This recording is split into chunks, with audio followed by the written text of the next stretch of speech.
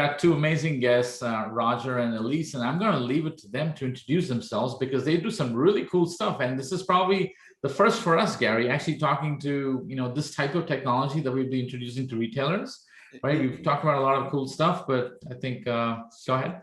Yeah, and I think retailers, brands, certainly any marketer is going to be really fascinated in today's discussion because I don't think many have a view into the wealth of data that's out there and what's possible. And that's what's always excited me in talking to these guys. Yeah, well, we've spoken to Roger, of course, before. Can't wait to hear your backgrounds, how you wound up doing what you're doing. So Roger, Elise, welcome to the Retail Perch, and take it away, Roger. Thank you so much, Shaker and Gary, for having us. We really appreciate it. Although I don't know, talking about data after rock climbing might not be as exciting as we think it is. By way of background, briefly, my background has been in product development, systems development, both on the B2B and B2C side. And in a past life was very involved in commercial services around shopping centers, more specifically the REITs that own the shopping centers, providing technology solutions and stacks for those companies. And that's where I had the good fortune of running into and meeting Elise as we were trying to sell a solution to her previous employer, which I will leave to her to elaborate on, but ultimately started this journey with Refinition based on a failure from that exercise. So for those that are out there trying to figure out what they want to be when they grow up, A, I don't know, but B, keep at it. And you can probably find something fun like we found with Refinition, which we founded a little over 5 years ago. Elise, you want to highlight a little bit about yourself? Yes, well, first and foremost, thank you so much for allowing us to spend some quality time with you. I have repelled and I still have a few scars, so believe me, they don't go away. I, like Roger mentioned, am one of the co-founders of Refinition. We've been at this a little over 5 years. I had the esteemed privilege of meeting Roger in a former life. I spent most of my career at Condé Nast and worked on a host of media brands there, charged with everything from productization to digital development and actually creating meaningful relationships for Fortune 100 and 500 brands to leverage in a contextually relevant environment with monetization opportunities to engage with Condé Nast media audiences and build those relationships. And I think what Roger kind of shared with me when we embarked on this journey was audience development and being able to own the relationship with those people directly is, to me, the most kind of important and quintessential element and foundation for any brand, because it unlocks every avenue of opportunity for that brand to control their destiny. Thank you, Lisa. Wow. That's I'm still wrapping my head around what you said. That's pretty amazing. Hopefully what we'll do is we'll unpack that for the audience. Yeah, there's a lot there. This podcast, right? So this is going to be fun. I know, and I've seen a couple of demos, Roger, I think a couple of years ago that you guys shared of the Refinition platform, what it can do, and we were blown away. I think it's exciting. So tell us a little bit more about what does Refinition do, right? And what's the basic motivation? I mean, what motivated you to actually found the company? What's Sure. the you saw? Thank you for those kind words. Really, it came out of the fact of we wanted to empower brands and retailers to own their customer. We found a gap in the market that said, gosh, why am I forcing a brand and a retailer to go to Google and then go to Facebook and then go to name your next in line channel and build a relationship with those folks or spend money on a relationship that you don't actually own? So really driving to build first party data. And it was focused around physical intent. Physical intent is a really strong indicator of an affinity for a brand or service. Pair that up with an online visit to a website, and we think that there's something very unique and magical about that. And we wanted to put the power in the hands of brands and retailers in order to do that. And that was really the impetus of starting the company.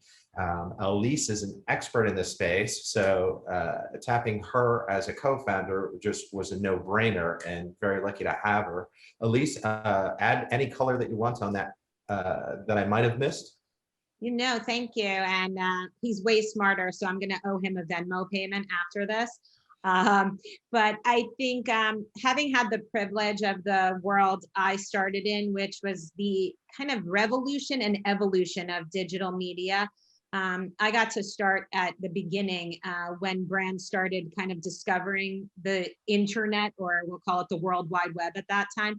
And I think it was very much a get me one of those mentality. Nobody really knew much about what they wanted it to do, and what they were trying to accomplish. And so it was a lot of throwing everything out there, spending an exorbitant amount of money. There were no things such as return on investment, cost per acquisition. Am I talking to the right audience? It was none of that. And I think brands just spent because it was that I have to be there if everyone else is there. And you couldn't afford to not have that visibility. And I think over time, accountability came into the mix. And with that became the evolution of the space of, okay, I can start identifying audiences based on certain behaviors. And what I think we all took for granted as people was that having the opportunity to go on these platforms, we all thought, including those of today, Facebook, Google, Safari, anything you go on, it's free. But I air quote that because nothing is free.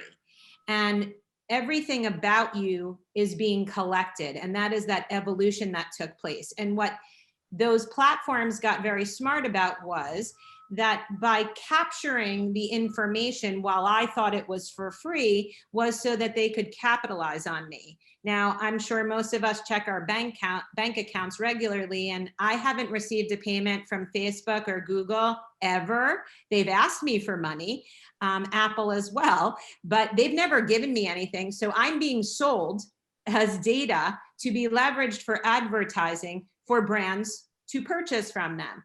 What's disappointing about that is, just because I once searched for blue shoes or how much snow tires cost, by the way, I live in Florida, so unless there's an apocalyptic event happening, I'm not buying them, but ads are being served to me. But I got bucketed, and a brand is actually paying for that.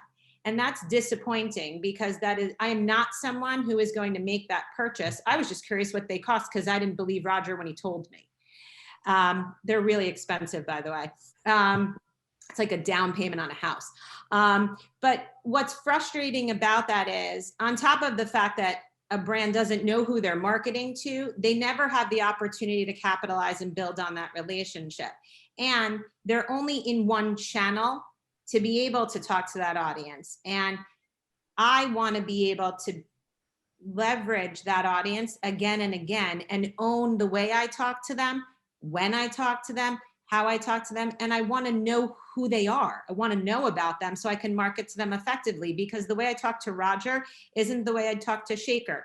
The way I talk to Shaker isn't the way I'm going to talk to Gary.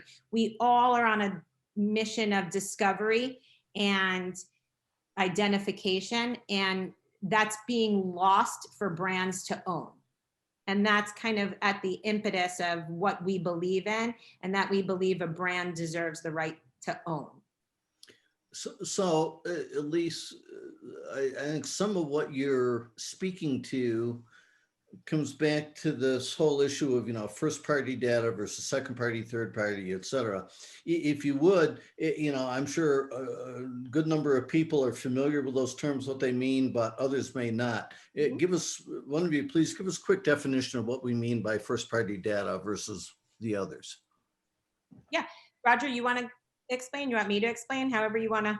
Run with it, and I'll add some color as we go down, as we start to talk about some of the fundamental shifts that are taking place in the industry today that are going to impact that. So first party data is my data. If I'm the owner of that data, it initiated, originated, and was owned by me. I own that relationship and I leverage it as I want. Second party, third party is literally kind of that chain of ownership that I go to another party to leverage their audience. Third party goes into, let's call it the DMPs of the world, where you're leveraging a CRM like a LiveRamp or an Adobe or a Blue Kai, those audience manager environments where you go to them. You may bring some of your own data, ask them to put it into their, we'll call it mixer, and spin it to kind of find unique matching, but you're leveraging outside data to start to enhance your own. Well, okay, so for example, first party data would be, I'm a retailer, any of my shoppers coming to my website or engaging with me through a mobile app or email, that's all first party data. I own it, I control it. That's Correct. right. But Roger, to what you were just, I think mentioning or alluding to, a lot of changes going on around this whole space, with cookies and so on and so forth. Some of this being driven by Apple, what they're doing and their focus on privacy. If you would speak to that. Sure, absolutely. So there is a fundamental shift that's going on right now, and at least I have labeled it. It's battle of the titans. So you've got Google taking a stand by deprecating the third-party cookie, and what that's doing is causing mass confusion for retailers and the marketplace to be able to market and remarket to individuals that have shown some interest in their brands. What that's also doing is building a fiefdom or a walled garden for Google. And if you're old like me, you'll remember AOL. And AOL used to be the walled garden before the internet was there. So we've seen this movie play out before. Facebook's taking the same path. Apple's taking the same path. Again, Apple with deprecating the IDFA, which is your identifier on your mobile device, is causing mass confusion. So what they've done is they've created additional hurdles for the retailer, so they don't have the ability to gain the first party data that they should have, and they're requiring those retailers to, in some cases, spend 1, 2, or 3 times as much money trying to identify the people that are actually going to their locations, because you have to pay Google for an audience, you have to pay Facebook for an audience, and again, insert your platform after that. Again, all of this is done under the premise of privacy. We have labeled it, as a number of folks in the industry, as privacy theater. We don't really believe it's around privacy. It's around owning the customer base and being able to monetize that.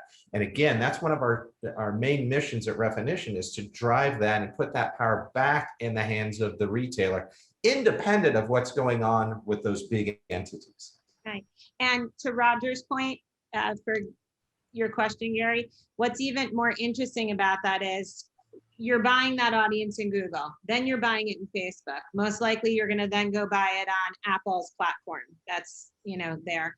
And what you don't realize is it's more often than not, you're buying that same audience in 3 different environments, and there is duplication or triplication at that point. And so you're overpaying to talk to the same people and likely buying against your own cost per unit to accomplish that. So it's wasted dollars. You're not able to spend wisely and create one unique message.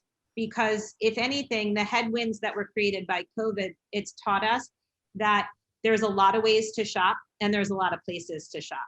And in every retail environment, automotive, every category of business, what you see today are people are readjusting to a new normal, and they may be shopping in a space, but they've also gotten very used to shopping online. So you have an and an or in that situation. And what's challenging is, because of all of these places, you need to own that relationship, but you want a seamless message to connect it all together so that you can provide the speed, the convenience, and then of course the personalization when they're in those locations to actually do something effectively. But more importantly, with more ways and more places, you also want the same message across each of those platforms so that you have a cohesive voice to that same audience. And by buying in all these different environments, you're stitching all these pieces together, but nothing is cohesive. And we unlock that for them and make it possible in a nimble way that gives them that power to not only own their audience, but control how and when they do it so that it's effective and efficient. Because if they walk into my store, that's my relationship. I should have the right to that audience. I shouldn't have to pay someone to talk to my audience. And when I do it, it's a lookalike. It's not them. Right. And that's scary because someone else owns it. Right. So let me see if I can kind of stitch this together in my mind. So I'm thinking what you're really trying to provide here is some correlation between digital footprint, that is visits to a website or a retailer's property, tying it to some geospatial data around physical intent. And then saying, hey, here's a bunch of people who came to your website who also kind of come near your store that you may be interested in pulling in to your store to drive footfalls and drive eventual business. Am I getting that right? Perfect. And today what's happening is retailers are accessing these third-party services like a Google or a Facebook to actually figure out who these people are by putting these cookies and the Google code on your website. And so you're basically having to pay Google Analytics and Facebook audiences to get this information that you could otherwise normally, and that's what you enable for these retailers. Your people, here's the people who we think are interested in coming to your store, and here's a mechanism that you can use to target them when they come on your website the next time around. Am I getting that right, Roger? Yes. Okay, perfect. Okay, great. So now that we're, so let's talk about, Gary, you bring up a good point, because, I think nowadays when an app updates on my phone, and I have an iPhone, I do get that prompt which says, ask app not to track, right? What is that? Is that what we're talking about, at least, where Apple seems to be taking away control from the person who runs the app? Yep. So even the app publisher, if it's a retailer themselves, doesn't really get that access to that information. Is that right? Correct. In their software development kit, meaning the kind of belly of the beast of that app, they've removed, Apple has the ability to track, not really track, but identify that user and then start collecting data about them. It is at your discretion if you'd like to allow that or not. Apple has put out commercials about it. It's all about your own privacy. It should be your decision.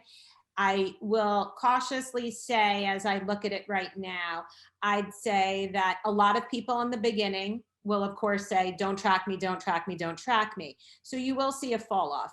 And I think with that, others will start to recognize, okay, well, I'm getting in my car and I want to use my Waze, or I want to use my weather app because I'd like to know what's going on outside. You're going to have to allow some levels of tracking so it can identify your location.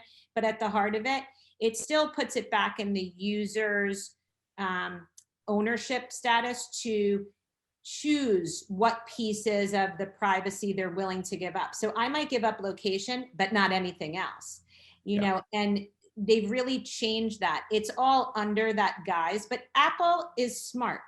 Facebook is an app. Let's not forget that.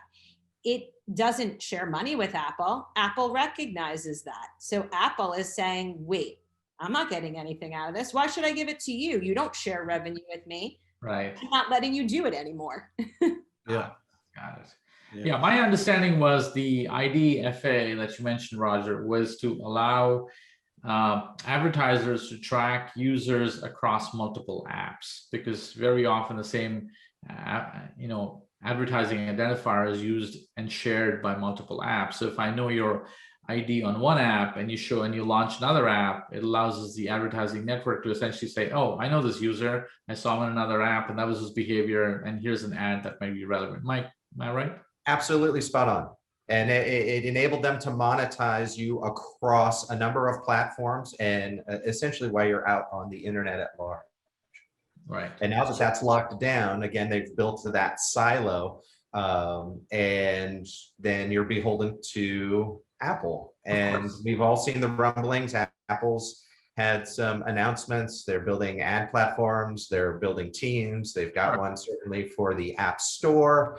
It would be naive to think they are not going to expand that out and look at the long tail on market research that says Apple buyers look like this, and it's a very target rich environment. So it all makes perfect sense, but it also puts a big roadblock again in front of our retailers, that they should be able to get to that data as well for the people that truly care about their brand or service. So what can retailers do? What are maybe some of the best practices or whatever retailers can implement to try and fight against this, or claim their data and put some efficient marketing systems, processes in place to reach their shoppers? Oh, go ahead. You want to go, Roger? No, go ahead, Elise. I was going to say, it's a great question. Some brands have gotten really smart about it. I'd say the ones that are a bit more of the bigger brands have gotten smart and wisened up to, okay, hold on, I should own this. And as I mentioned at the beginning of this conversation, once I own that data and once I own that relationship, it affords me a lot of opportunity. Your audience in some ways could be larger depending on the size and scale of a company, a retailer, between its retail footprints and its website traffic. It in some ways could pretty much scale far larger than some of these tech giants. And when it comes to CPG goods, for example, there's monetization opportunities there. If I own my audience, I can identify them, I can curate them, I can understand and look at their behavior, I can look at their demographics, I can segment them for personalization by time of day, day of week, different types of pricing levels based on the demographics, on the household income, gender, presence of children, even down to if you have certain hours of day that are for seniors. We can help them do that. But more importantly, when they own that data, they can then leverage that for monetization with their co-op partners and control their destiny in that space to create new revenue paths. But also, if they came to a site, I can remarket to them because I'm not going and building lookalikes and having to pay for that. I actually know who they are, and I can market to them digitally across programmatic display with the mobile ad ID. I can mail to them, and that's become a really big deal these days. I can put that custom audience into Facebook and market directly to them. I can email them in a consent and verified based manner so that it protects sender reputation for that domain. And you can text message with them on a consent based opportunity. We unlock all of those channels to let them talk to them, but also give their partners that opportunity as well. And just to add to that, we do it in two ways. We do it online through visits to the website, and we do it offline with physical visits to a location, and we can attribute activity on both fronts. So we can help them identify people that have been to their stores and have also been to their website, and vice versa. Their website, they didn't self-identify by signing up for a loyalty program or downloading the app, but showed some digital intent, and then we can validate whether or not that translated into physical intent. And back to Elise's earlier point, that puts power back into the brand and the retailer's hands to go ahead and market correctly with the right message and tone to the intent of those individuals, and then monitor that, and in the technical phrase, rinse and repeat. Right? They get to curate that over and over again. And that really allows them to build their first party, to your point, Gary, defendable audience set, which they should own anyway. Right. Yeah. And So Shaker, it seems like there's just a massive opportunity here for retailers to combine, all this digital realm data, ideally first party data, with, purchase data from their shoppers, both in store and online. But bring all that together to power up even more insights and make the retailer's marketing even more intelligent, right? So for example, from purchase data, I know this shopper is maybe a secondary shopper. They're buying some categories from me, but then I can also learn from location data. Gee, this shopper, my shopper, is also going to these two other competitors in my marketplace each week.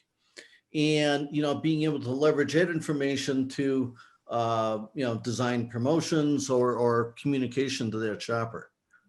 Yeah, I mean, clearly, I mean, there's a ton of opportunity here, and I think it's really a question of how aware is the retailer, A, of services like this existing, and B, of how they can use them. Because, I know a lot of retailers who are still maybe, obviously COVID has accelerated a lot of these technology initiatives and realized that customers are going digital, and I got to be able to reach them in the in cyberspace, even if they don't show up in my store, right? And I'm just trying to connect the dots for people who are listening to this to see, okay, what does that do to me for my marketing strategy and acquisition strategy, right? So can you give us maybe a simple example of, how would a retailer use this data, and how do they kind of, take advantage of this technology? So Shaker, you bring up a great point. I think what COVID taught us, there were tremendous shifts in behavior. And I think that many retailers had to reactively figure out digital innovation on the fly.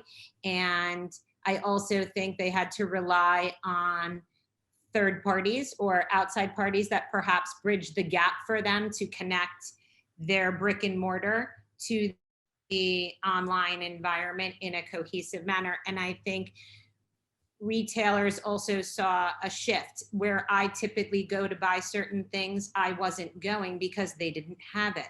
So I end up going someplace else. And you ended up in this challenge of acquisition and retention, and then other stores acquiring new customers, but not knowing who they are, not building a relationship. And quite frankly, you don't want that churn. You want to keep that relationship.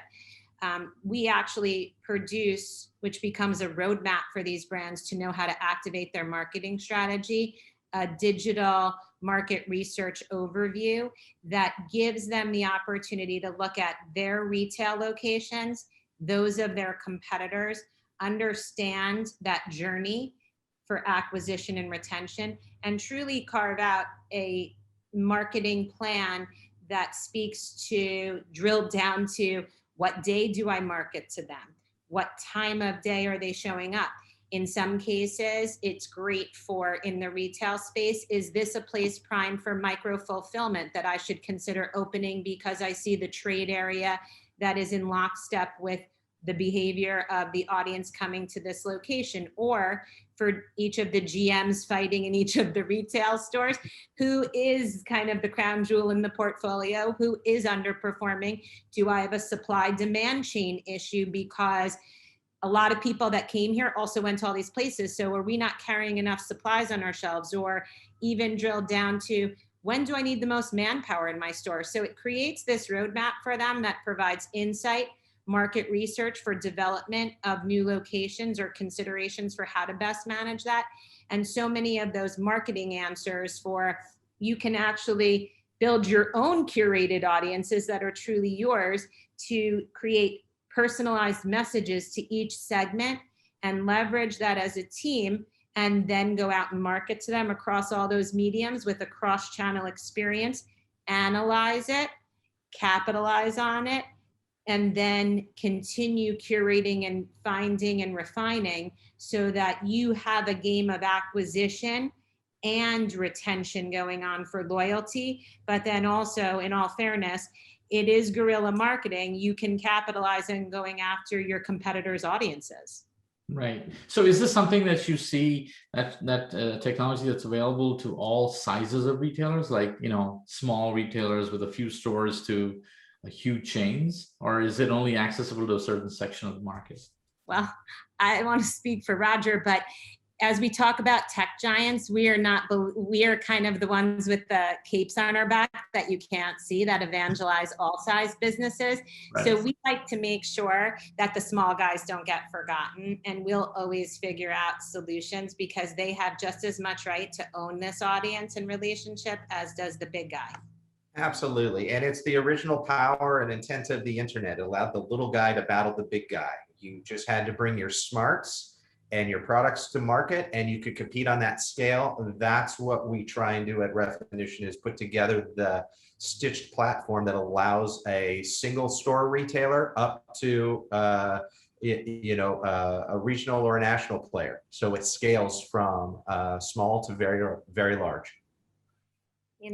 And it's interesting. I read the other day, some really smart guy, this guy, Gary Hawkins, wrote this article about Instacart. And I think it was a really interesting article because I think what people don't realize is that more than half the people today, as a result of COVID, are shopping online. But they're also going back to stores. And depending on where you live, people are back in stores, but they also have been granted and afforded the opportunity that if it's crappy outside and they don't want to go out, or, they have too much going on, they can actually order online. What they had to do reactively during the pandemic was rely on Instacart. They own those grocers' data, for example. Those grocers should own that relationship. It's theirs. And because of a reactive situation, it doesn't reside with them. They can't capitalize on it unless they go to Instacart. That shouldn't be the case. They should own their destiny, even if they choose to partner with them. It should be theirs.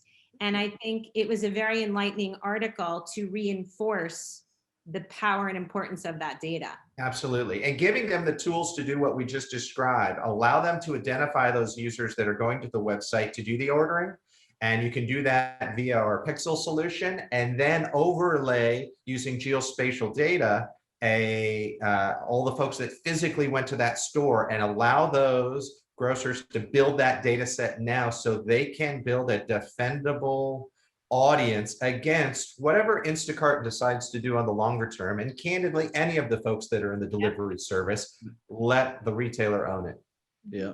Well, and Elise, thank you for bringing up a good point there, because I think there's two really important things that a lot of retailers haven't focused on enough when it comes to Instacart or any similar digital native competitor.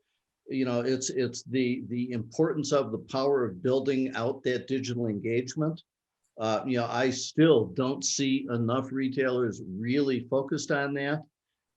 They are far too passive in that, assuming, well, the shopper will engage when and how and where they want to, as opposed to being more proactive in building that digital engagement and strengthening it. The second key point is that, competition today, whether you're certainly a retailer, brand manufacturer, whoever, it's all about data and it's all about the intelligence. And I think retailers have got the raw materials. Certainly, just look at what's represented here on this podcast, right? Between all the intelligence a bird's eye can provide around a shopper profile and insights and all that on shoppers, and then all the wealth of data and insights that a Refinition can bring together, retailers can leverage all this to truly change the game and compete on an entirely different level. And I think that's one of the big challenges. I don't think enough retailers are seeing this yet and being aggressive enough in this space. Yeah, I think you're absolutely right. But I also think shame on all of the tech players out there that don't make it easy to understand and digest. And I think as a retailer that perhaps has been around a long time, that is, let's call it, more of a novice in the digital space and very familiar in the roots of their brick and mortar experience, it seems daunting and a lot to tackle. Having good partners that can provide you a solution that is end to end for each of these components all at once, and then to be able to partner with the right organizations, Shaker's team and things of that nature, to actually take that, hand it off, and have that turnkey solution completely done for them is unique and powerful.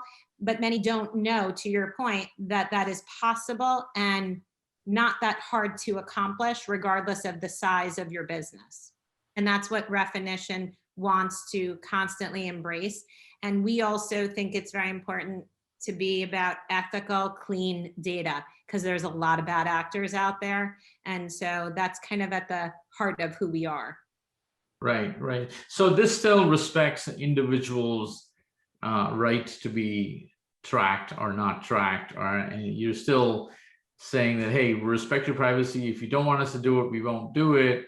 But you're taking that, so they're all compliant with all the CCPA, GDPR type. Absolutely. That's a great question. Yeah, we are PII, CCPA, and we constantly track that prevailing trend. And we certainly believe there's going to be a national mandate at some point. 3 states have already put legislation forward. Colorado, candidly, was just announced yesterday, I think, or the day before, that they've got a privacy law going in place that, if we look at the length, they started working on in 2011. So shocking that it's taking everybody that long to get there. But we want to be absolutely fantastic stewards of data, and all of the data cleansing and processing takes place. So we in fact can stand behind that and be proud about it. That's cool. That's fantastic. So I think what I'm, when I'm trying to pull all of this together, it's really an attempt for the retailer to, I guess 30 years ago, when, the internet and digital and smartphones didn't exist, the activity of the shopper in the store was the core piece that defined the behavior of the shopper. But I guess we all have so many different services seeking headspace, right? Which impacts our behavior and impacts our intent. So me walking into the store and picking up that box of cereal there's so much more context around it that the retailer needs to understand before trying to figure out what the right messaging is. And I guess tools like Refinition are really what help clarify, when Gary walks in the store, to better understand so you can serve your customer better. Did I? Absolutely. And I'd even say COVID takes it one step further. I think we saw a tremendous migration of movement of people during COVID.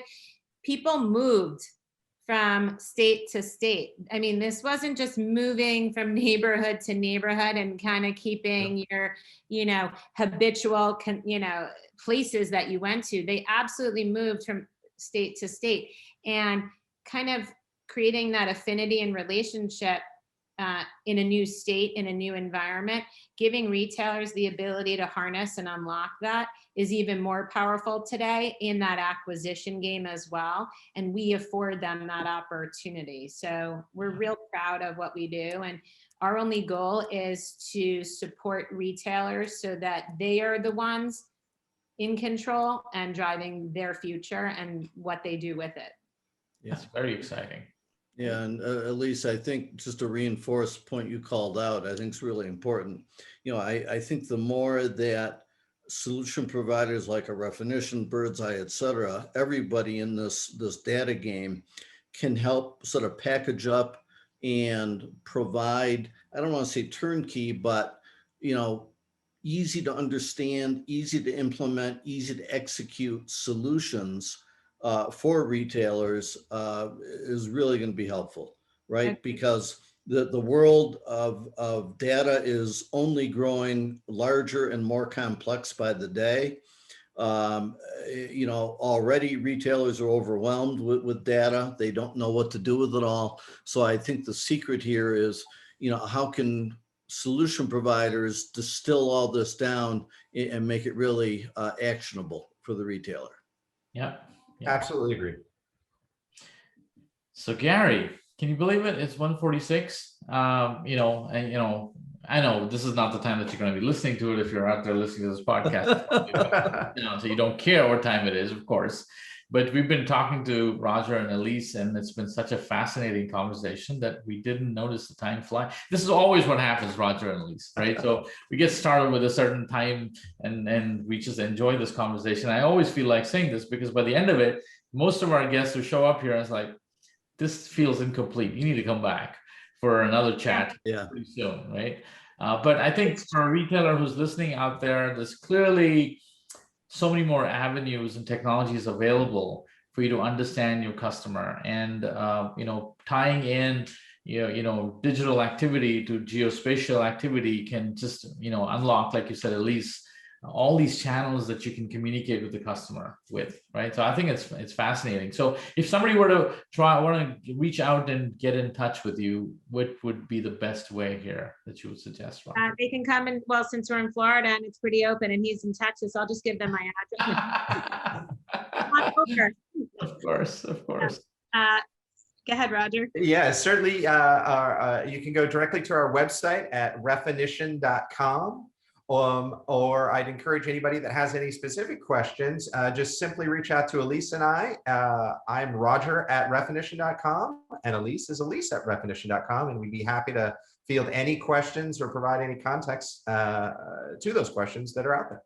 Yeah, if you're a retailer listening out there, I think you should definitely learn about this technology and what it can do for you without question, right? But Gary, any more questions? Yeah, no, I do think that we are going to have Roger and Elise back here at some point.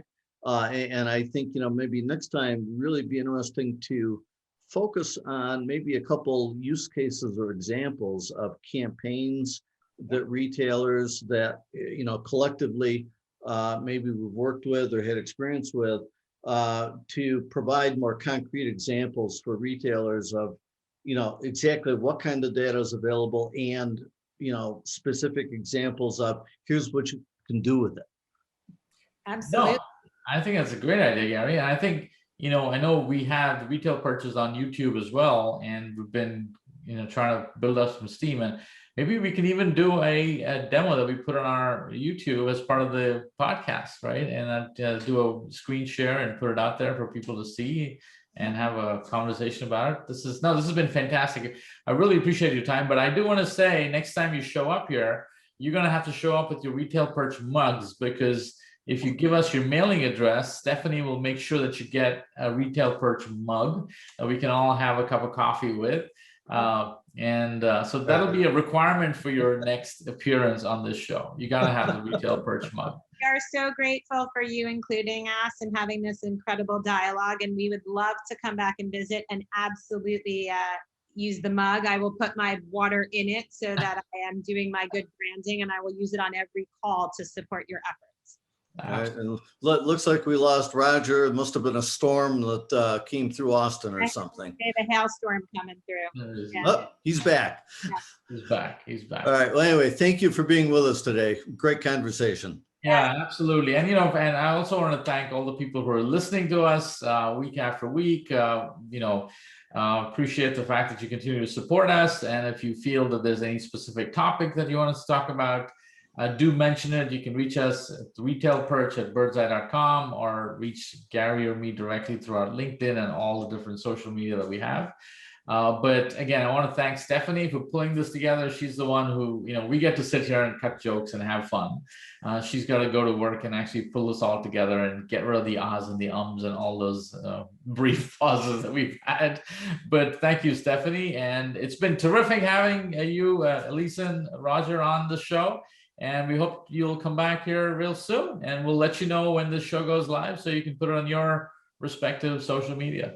Yeah. Thank you so much, both of you. Have a wonderful day. All right. Thank you. Bye. Make sure to join us every Monday and connect with us at the Retail Perch on Instagram and Facebook. And if you have any questions, feel free to email us at theretailperch@birdseye.com. Until next time, this is Shaker. And this is Gary signing off.